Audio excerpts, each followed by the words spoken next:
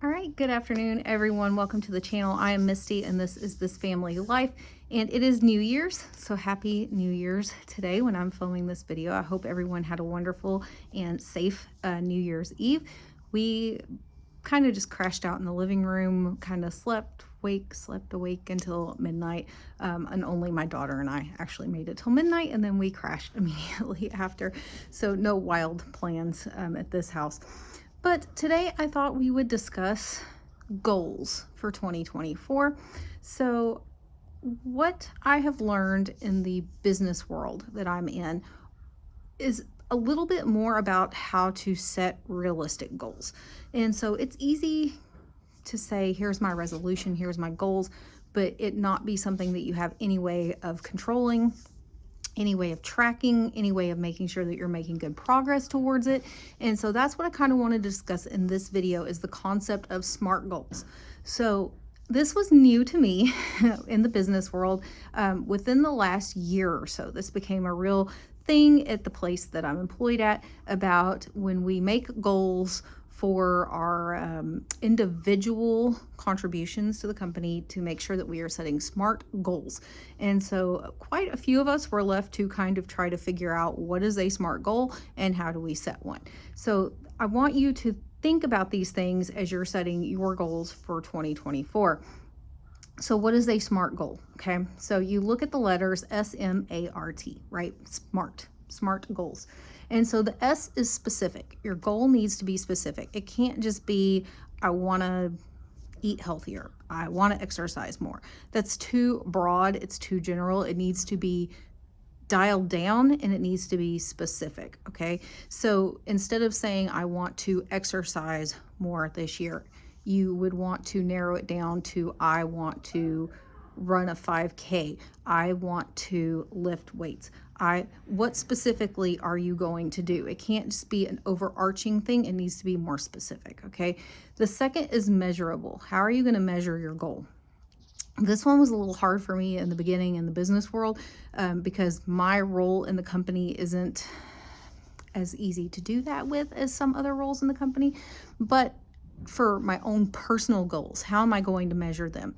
Okay, so when we get to my goals, you'll see, and I'll kind of go into each one of these, but how can you measure your goal? You have to be able to measure your goal to see what progress you're making towards it, and if you need to adjust, if you need to change your focus, you're going to have to find some way of measuring your goal. And so we'll talk about that more when I go over my goals.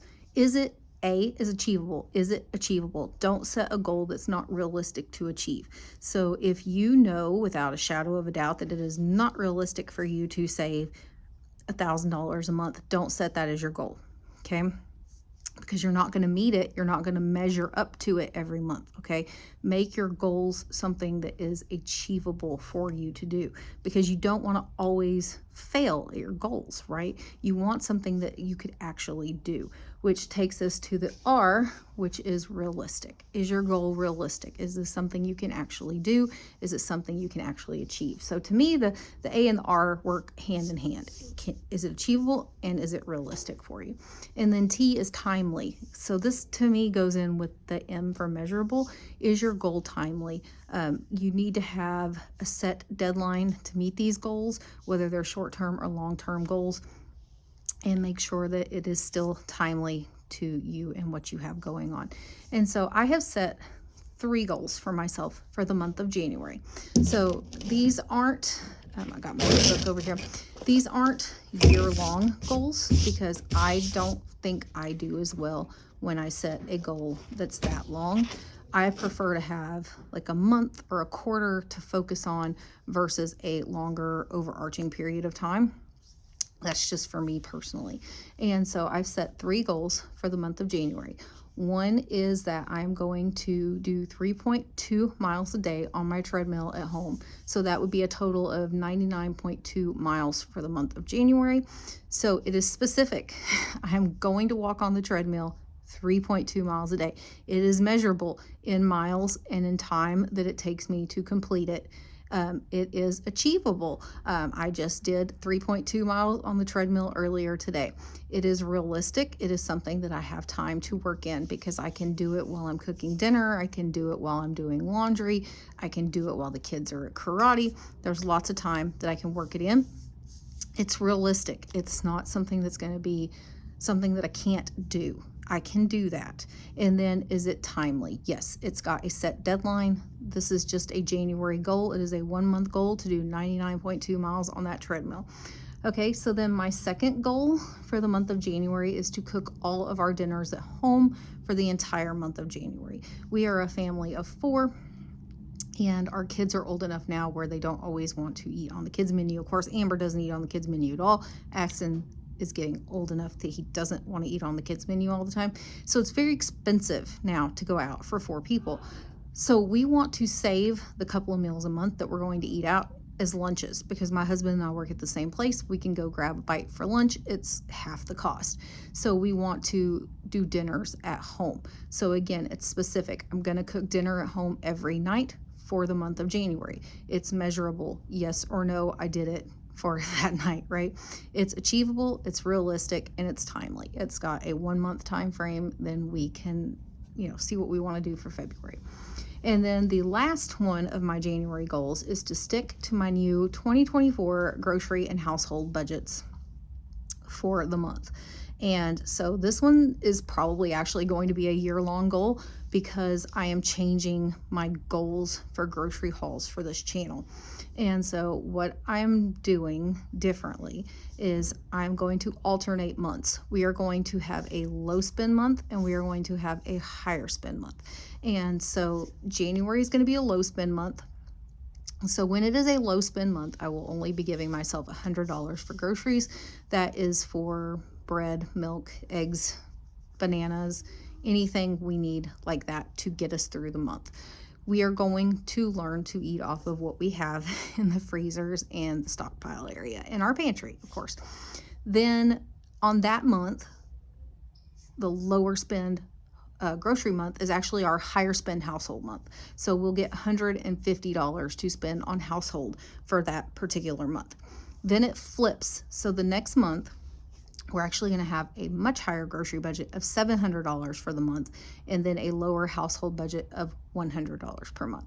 So what I did is I kind of looked at already what I was doing for 2023, but splitting it up in a different way to make it different and exciting and new. But also, like right now, I don't have room to stock anything else in my house, really. I don't have room to be bringing home clearance meat. I don't have room for all of the deals.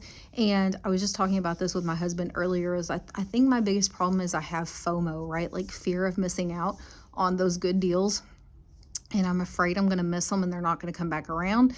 And that's going to be a hard one for me to work through this year, but that is something that I'm working through, because I need to be working through my stockpile. I need to be working through the stuff that's in the freezers. So using them for a month solid, and then having that next month where my grocery budget's higher, so that I can restock things, so that I can shop clearance deals, so that I can, find the markdown meat, so that I can buy some of the sale items. So it's just splitting the budget up differently, but to try to utilize more of what we have at home. So 2023 for us was just basically like a straight up stock up year, where 2024 we are hoping to do more a balancing act, right? So not letting ourselves run out of anything or anything like that. Just trying something different, trying a balancing act, but yet trying to work within pretty much the same budget that we had already set for 2023. We're just looking at it in a different way, and I think that's going to be a lot of fun to try to stick to. Now, I'm going to say this because last year, we got to like the second half of the year, inflation kept going up, prices kept going up, sizes kept going down, and I was allowing myself just to go ahead and get what was on sale, get the deals. I'm not going to be doing that in 2024. I have decided that this is the budget and this is what we're going to stick to. If that budget is not working at some point during the year, we will change it up. But whatever the budget is for that month, that is what I have. I am not going over those budgets. So I hope that you will stick around and join the channel if you haven't already, because that way you can see how I'm utilizing what I have at home you can see how I'm sticking to either that very low spend month or I'm sticking to that stockpile month.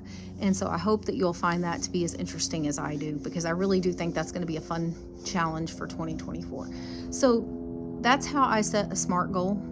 Again, specific, measurable, achievable, realistic, and timely. Very important, setting good, healthy goals that you can feel good about and you can work towards throughout the year. So again, that's January's goals. I'll be happy to share in future videos kind of where I go each month with what my goals are. Like I said, number 3, I'm expecting to stay the same all throughout 2024, and that's sticking to that new grocery budget and absolutely not going over for any rhyme or reason. If it's a great stock up deal, great. I'm just going to have to miss it. If it's a great meat markdown, fine. I'm just going to have to let that one go.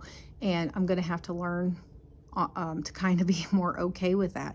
And so, I guess the other thing I was talking to my mom about is that just because something's on sale, like in the past, I would go buy the maximum, like of 5. Maybe now I only buy 1 or 2, one for now, one for later, or maybe I don't need it right now, but it's a great deal. I want to buy 1 just to have it. Fine, but I've got to make sure I can work that in to the budget that I've set for myself, because I'm just not willing to go over that budget anymore. So that is all I have for you today. Feel free to drop in the comments and let me know kind of what some of your SMART goals are. Let me know if you've heard of SMART goals before.